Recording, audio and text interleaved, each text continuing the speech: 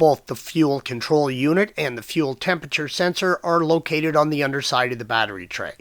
You will need to remove a few things to get to them. The battery is located under the main panel. To remove the main panel, gently pull up on each side by the cutout handles indicated by the red arrows. There is a clip on each side of the panel, blue arrow not seen, that sit in a cutout in the chassis, red arrow. With the front clips released, pull the panel forward, freeing it from the cowl piece, red arrows. Set the panel aside and locate the battery indicated by the red arrow.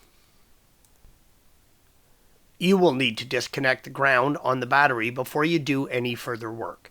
Use a 10mm socket to loosen the nut holding the ground cable on the negative side, red arrow. Once loose, lift up the ground and tuck it away on the other side of the battery. Next, remove the positive cable in a similar manner and set it aside.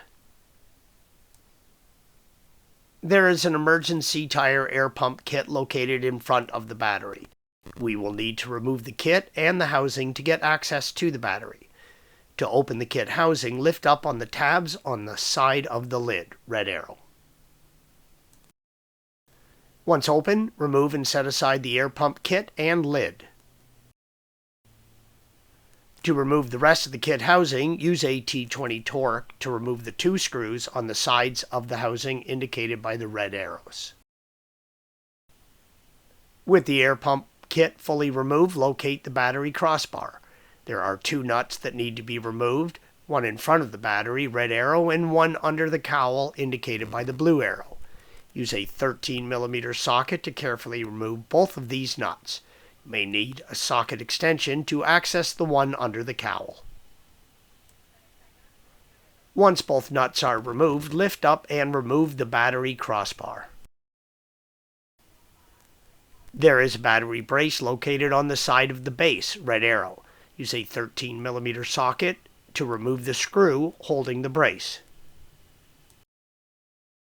The battery is now ready to be removed. Move aside the loosened positive end, red arrow, and use the battery handle to lift the battery up and out.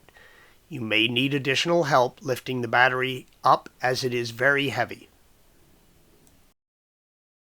Both sensors are located on the underside of the battery tray, red arrow.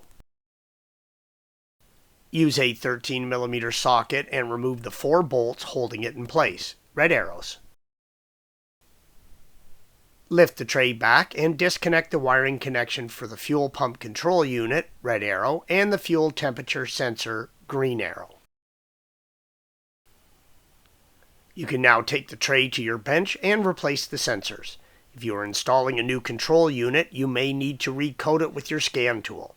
Installation is the reverse of removal. Thanks for watching. Be sure to subscribe to our channel and check out another video in this series.